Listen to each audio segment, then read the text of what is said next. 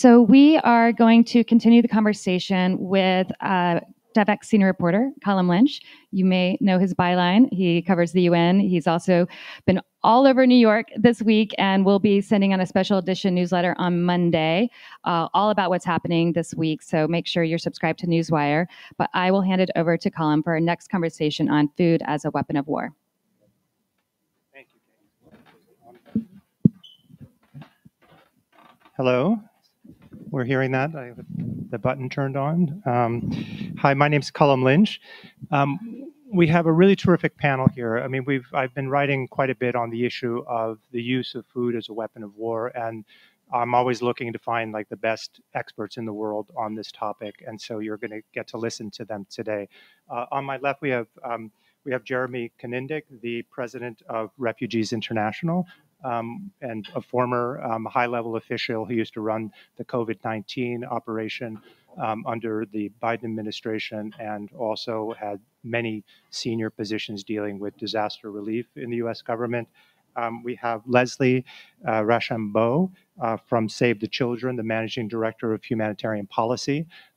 We have also Abdulwasea Mohammed, policy advisor for Oxfam, who's based in Aden, Yemen, and we'll be talking a bit about Yemen. And on the end here, we have Alex de Waal. He is the author of Mass Starvation, A History and Future of Famine. He's also, a very well-known sort of historian and expert on sort of African issues, working closely with African governments in the past. So what I'm going to try and do to set up this conversation is we're going to go to the historian, we're going to go to Alex to try and set the scene. We have all been witnessing evidence of food used as a weapon of war in Gaza, in Ukraine, in Sudan, and other parts of the world. And the question is this something that indicates that the norms around the notion of siege are new, and whether they're eroding or whether they ever existed at all? There's a very interesting sort of anecdote that Alex told me a few months back about during the Second World War, that the U.S. blockade of Japan was called Operation Starvation. So it was, a period where even the notion of using starvation as a weapon of war was not something you were necessarily trying to hide. So why don't I'll turn the floor over to Alex, and he can give us a sense of where we are on this. So thank you very much. It's a pleasure to be here. It would be a greater pleasure if we didn't have such a depressing topic to talk about. So starvation is one of the oldest weapons of war, and pretty much in any period of history you will see it being used. Speaking as a British citizen, I have to say the British were particularly accomplished practitioners of starvation in colonial operations. There's even a handbook for small wars published in 1899 that describes how a colonial expedition should starve out native peoples. The Royal Navy used blockade very effectively. But as Colum indicated, probably the zenith of this was World War II, where as many people died from hunger during that war as died from all the types of direct violence combined. And that included the Germans' hunger plan, the plan to exterminate through starvation some 30 million people in Eastern Europe and the Soviet Union, including the Jews. Operation Starvation, and a lot of others too. Now, what's interesting then is that with the adoption of the Geneva Conventions and the Universal Declaration of Human Rights, etc., after World War II, blockade and the use of starvation was not prohibited. The reason being that the maritime powers, the US, the UK, France, but also the colonial powers, in several cases, intended on using it, which they did. And it was really only after the end of empire and after the US withdrawal from Southeast Asia in the 1970s that we began to see prohibitions on starvation creeping in, first to the Geneva Conventions, then into other provisions of international humanitarian law, culminating in a prohibition in the Rome Statute of the International Criminal Court in 1998. And then I think because most of the wars of starvation were wars in places like Sudan, or Somalia, where the major powers didn't have so much of an interest We saw UN Security Council Resolution 2417 on armed conflict and hunger in 2018, which was an attempt to stop this, essentially. Unfortunately, what we've seen in the last 6-7 years is a major return of starvation as a weapon of war and a toleration of this by those who are not directly inflicting it, including United States, European governments, and others. Right, thank you. So let's talk about it. You talked about sort of the Geneva Conventions, the additional protocol in the 1970s, prohibiting the use of starvation as a vehicle of war. I had an interesting conversation with someone very senior in the kind of UN humanitarian sector, who is saying that, the notion of humanitarian principles around this issue are basically a useful fiction. So you have Security Council resolutions prohibiting this. You have communiques signed by a lot of the perpetrators of these siege operations. Do these rules really mean anything? And how do you apply those in your own work? That's for you, that's yeah. That was for me. Thank you. It's an honor to be here, so thank you very much. I tend to be a little bit more optimistic. I am an idealist at heart. And yeah, this is a very sobering discussion, and that is a very difficult question.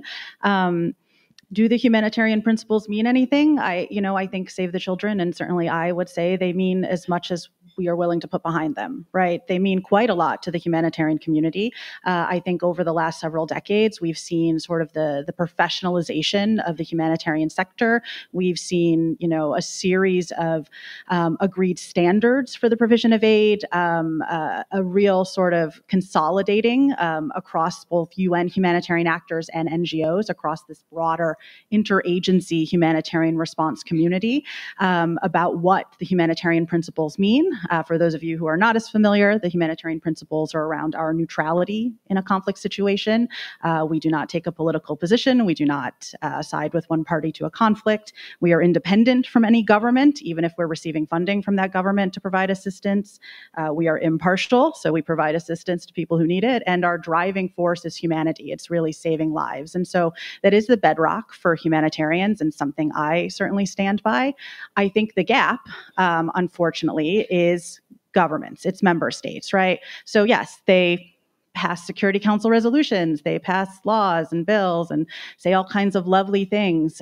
Do they actually understand what that means? I think there's very much a knowledge gap, and there's a very much an exceptionalism for some governments. And it's such an abstract concept that when you get down to, what that means administratively, right, for a donor government, what kinds of policies does that actually prevent them from putting in place, they suddenly go, well, wait a minute, maybe we don't stand behind this anymore. And so I do think that the knowledge gap is kind of one of our biggest problems. But again, I am more hopeful. I work for Save the Children, and I do have to think people want to protect children. Other things get in the way a lot. Yeah, let me follow up on this issue of exceptionalism, because I think that's a big problem right now. I mean, I remember covering, for instance, Syria, the sieges in Eastern Ghouta, sieges by the Assad regime, but also at a lesser degree by the opposition, by the armed opposition. The U.S. was quite open, critical of that, rightly. Also, Ukraine, the massive effort by the Russian government to basically undermine Ukraine's ability to produce and export food to the world. The U.S. has been less robust, obviously. That's an understatement in terms of the situation in Gaza. So for Jeremy, this sense of, this sense that the U.S. is applying, not just the U.S., but governments are applying a double standard. To what degree does that make it difficult to sort of even address this issue? I think it makes it exceptionally difficult, because what we kind of, as the world, inherited as one of the legacies of the Second World War, and I see international humanitarian law to a large extent as a warning from that era and from that generation, saying, do not do this again. Do not fight wars this way. The victors of those wars did not look back at all that had happened and all that, frankly, they had done and say, that worked really well. That should be how we do this going forward. They did the opposite. They got together, they formalized the Geneva Conventions, as Alex referenced, and said there are certain tactics, certain ways of fighting that should just be out of bounds, period. Starvation as a weapon of war, collective punishment, these are things that should be out of bounds. And what is happening, I think, in particularly sharp contrast between, I would point to Gaza, I would point to Ukraine, and I would point to Sudan. You have different governments taking wildly different positions on these questions, depending on which conflict you're talking about and which side they're on. And the US takes different positions on that. The UAE, which on the one hand is trying to lead the fight for humanitarian access in Gaza here in New York, while in Sudan shipping arms to a genocidal paramilitary group in Darfur. You can't do both those things and say this is about principles or this is about norms. This is just purely then about geopolitics. And I think one of the most damaging things about that is, cynics, kind of geopolitical cynics, for years have said none of this is real. All of this is just geopolitics by other means. And I think for a long time you can make a plausible case that it wasn't. And I firmly believe it shouldn't be geopolitics by other means.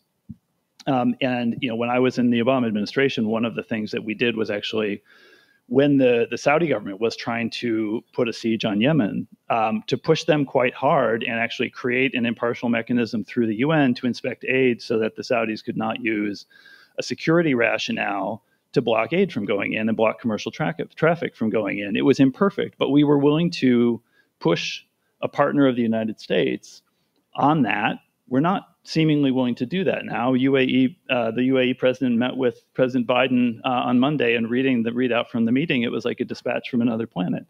So I really think we are losing something fundamental that is going to damage humanitarian access and damage this legacy of the post-World War II era for a generation.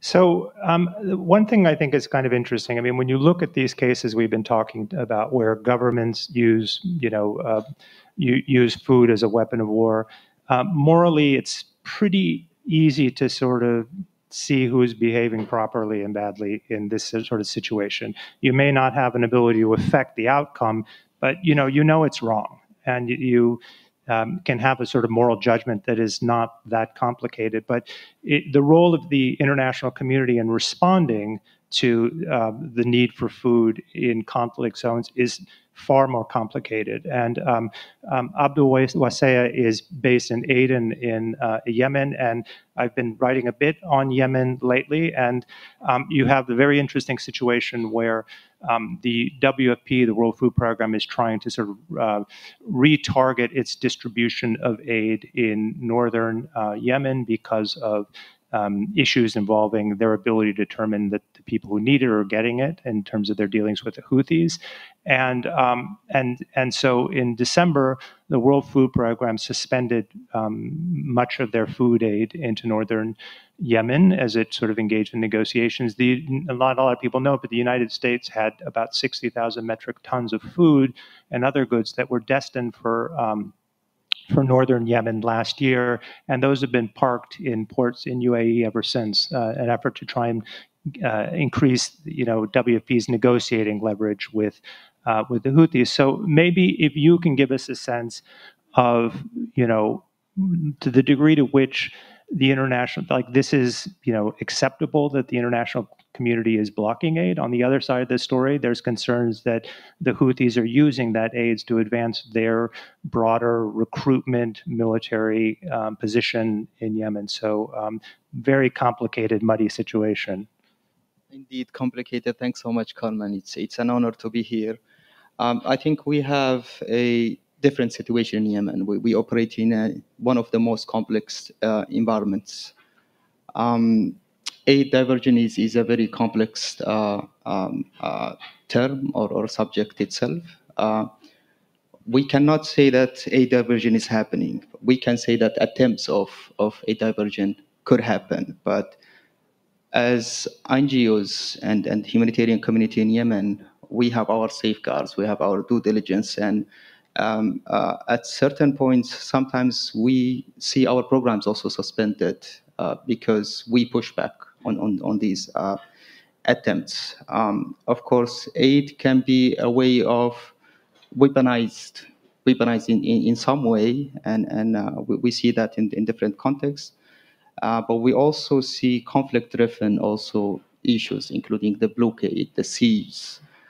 We see that also in other forms, including the targeting of the facilities, the infrastructure, farms, factories, the infrastructure that civilians depend on. And when it comes to Yemen, it is already one of the poorest countries in the region. But beyond that also, we have seen this relevant calm in Yemen through the truce, even though it's a fragile one, but also economic warfare is continuing, and it's actually affecting the economies of people. And that's another way of where we see conflicting parties actually taking advantage of that, and it's affecting those who are in much need of aid. But we see also beyond that, when it comes to the humanitarian aid, in one way or the other, it's the way that it is channeled. It's not the best way, maybe for the communities. We need also to reevaluate it, and we see that in the case of WFP, where they're trying to reevaluate how this aid is getting or channeled through to communities. And one of the best ways to see this happening is, it goes back to the ancient saying of, "Don't give me the fish, but teach me how to fish." And I think we have an obligation as a humanitarian community to reduce the dependency on aid by also ensuring that people can generate income and that they have monies in their pocket, because economy now in Yemen is the main barrier also to access other services, including health, education. And the more it is being used by the conflicting parties, the effect lies on those who are most vulnerable, including female-headed households. So it continues to be a very complex situation in Yemen, but also it requires the attention from the international community. Right. Thank you. So I'd also like to ask, I mean, it's been a rough year for the World Food Program. They have a case in Sudan with 2 senior officials who are under investigation by their Inspector General for misconduct. You have, the issues in Ethiopia about diversion of food, Somalia, diversion of food aid. You have similar questions, even though USAID and WFP don't like to admit it, that there is diversion of aid from military purposes in Yemen as well. I mean, maybe, Jeremy, you could start with this and somebody else can pick up on it as well. But, how do we deal with this issue when the agency that we look to, there's increasing concerns about the integrity of the work that they do, and who knows whether that sort of results in declining political support. It's one of the most fraught questions, I think, that we face when it comes to food aid. This is a resource. This is a resource that people want to control, and I think for the same reason that at times we see starvation used as a weapon of war, because that is a form of control. The control of food aid can be a form of control, and it can be very lucrative. And I think that requires obviously really robust internal systems and oversight within the World Food Program. I think that is an area that they could stand to improve. The World Food Program is an amazing organization. They have some of the best global logistics capacity of any institution in the world, but they're not perfect. And I think they could do with a more robust internal oversight culture. That was something that struck me when I was a U.S. government official, and we could get much deeper oversight of our NGO partners and of our UN partners. I think there is something to be strengthened there, but they also need top cover from governments. And the Ethiopia example here is instructive. Ethiopia manipulated WFP for decades. And government donors largely let the Ethiopian government get away with that because they didn't want to challenge them. And finally, it was brought to a head a few years ago when this mass diversion scandal was uncovered in Ethiopia. Only then did the U.S. government finally really make that a bilateral issue in the relationship with the Ethiopian government. It needed to be elevated much earlier. Right. Anybody else want to take this one? Yeah, Leslie? Sorry, I can't see if somebody else raised their hand. Thank you. I think that was a very helpful overview. I also as my colleague here pointed out, these are complex situations that we're working in, that we're operating in. There's never no risk. There's never zero risk. It is all about risk management. I tend to think investigations are generally a good thing. When they happen, it is a sign that the system is, to some extent, catching these things as they happen. I know we would prefer never seeing scandals pop up, but I'd rather there not be, there be some investigations than we say everything's good all the time, because that's just impossible. One of the things that we have been bringing up to USAID, to US government actors over and over again, is that because, this is not a zero risk situation ever, we really need to diversify where funding is going. We cannot put all of the money in one UN actor and expect them to be able to manage the risk appropriately, right? We need to diversify funding. We need to diversify it with other INGOs, but also with local organizations. And there have been really great examples in over the years of how this model works and how these organizations can work together to share risks that they're seeing, to manage potential things before they happen.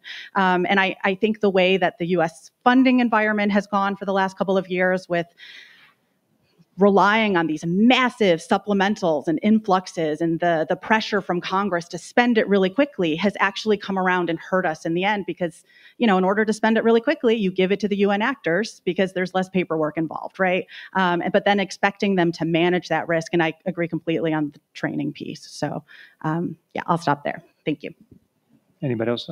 Can move on. Go ahead. Just one very small point, which is that the resolution 2417 in the Security Council was an attempt to give a sort of consensual multilateral top cover to help prevent this from happening. And this really has to be a multilateral issue. It's not an issue that can be taken on by any one government, however powerful. And the failure to hold the multilateral ring on this issue is, I think, the root cause of our problem now. Right. Thanks. So we're now, sort of moving away from history. We're now dealing, we have three major situations. You have Gaza, ongoing conflict, hasn't been an issue yet in Lebanon that I'm aware of, but Ukraine, Sudan. So, all these are situations without a ceasefire, and I think everybody agrees that the major way to resolve these issues is through a ceasefire. But in the meantime,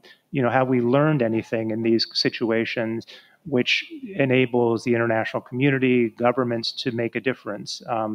Anybody can take this question, but would you like to start, Leslie? Is there anything we can do in Gaza? Is there anything we can do in the Ukraine? Is there anything we can do in Sudan?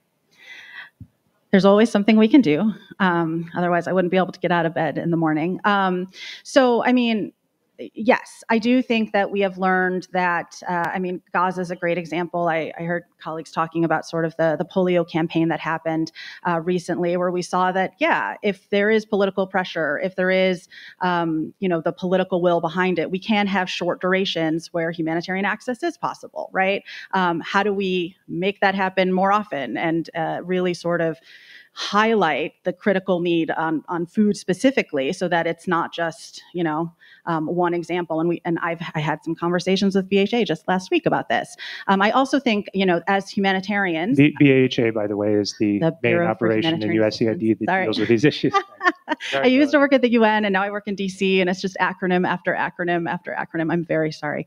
But I think as humanitarians, we've learned, to plan ahead. We've learned to partner with local actors who will know best what planning needs to happen, where, the best routes could be for humanitarian access. We've learned to, in Gaza, know that at any moment there could be another forced evacuation. How do we pre-position stock and plan ahead so that we are not, we can't solve everything, but it lessens some of those gaps. And I also think, in Gaza and Syria in the past, certainly in Sudan, we've learned that every route is important, right? We can't just rely on a single entry point. We need to be having governments and humanitarians negotiate cross-line, cross-border, using commercial supply routes, whatever it takes to get it in, to get the food aid in. Right. Abdulwasea, any thoughts on Yemen or on any of the other Absolutely. cases? Thanks. I think this is a very critical topic with all that is going on now in the world. And I think there is the need to restore humanity. And I think one of the things that we do at Oxfam, we cannot be neutral. We cannot be just, our neutrality does not work in settings where vulnerable people or vulnerable groups will face a lot of issues. So we will have to side with the vulnerable, and we need to push, to continue pushing. I think we have a report that came out recently on vetoing humanity, and I think we need a huge reform on the global system to ensure that humanity is restored. Yeah.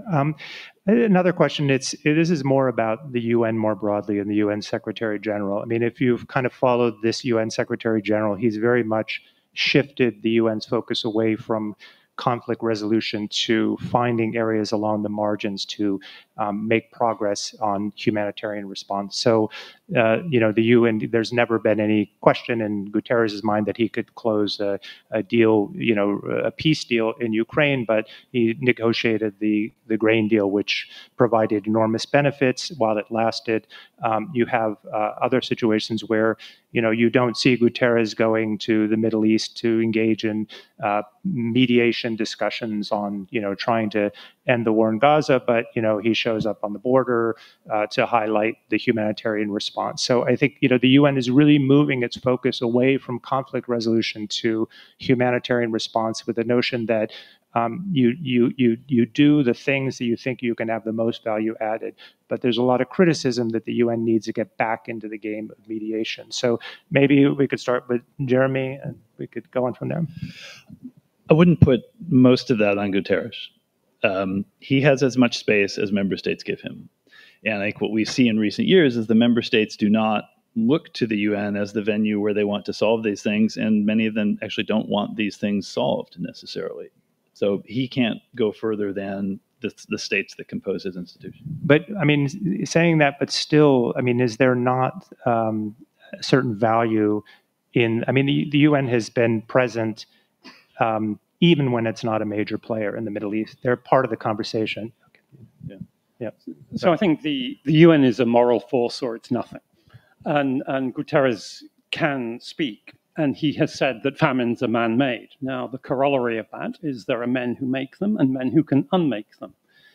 And we know that, as has been demonstrated, there are things he can do. If, in the case of Sudan, I think if Mohammed bin Zayed and Mohammed bin Salman were to get together, they couldn't solve the problem in Sudan, but they could stop it from getting worse overnight.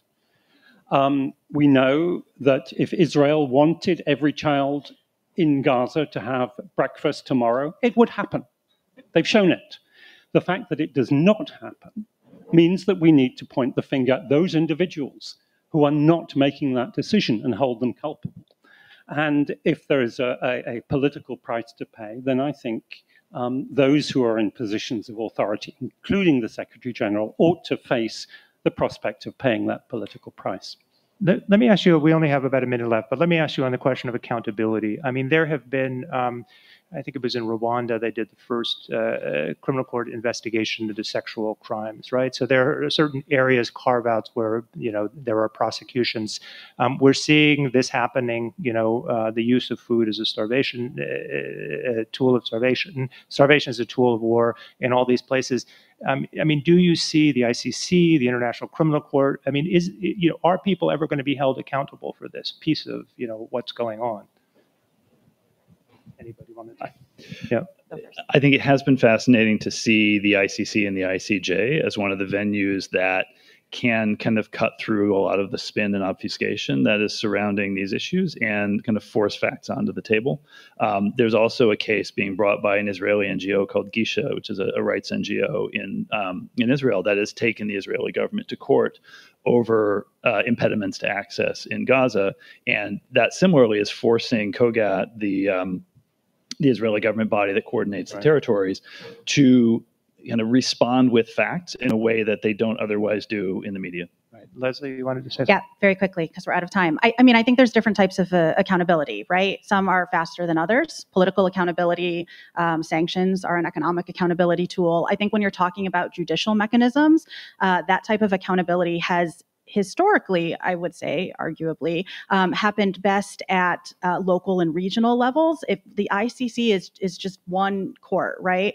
And the beauty of, the Rwanda courts and, some of the other regional mechanisms, Sierra Leone had a special court, but that takes additional funding and additional resources and will to set it up. And these things often take time. And when you've got these conflicts that are going on for a decade, when is going to be the right time, right? And so I think we have to look to kind of the immediate accountability and then keep the evidence collection for the long term, but we should never give up on that. Justice is slow. Great. All right. Well, on that sad note, thank you all for. But it happens. It's slow, but it happens. Yeah. Be optimistic. Well, thank you all for joining us. I really could have gone on with this conversation for a lot longer, but thank you for the panelists for joining us, and thanks for participating. And I will now hand the mic back over to Kate Warren. All right. Thank you all.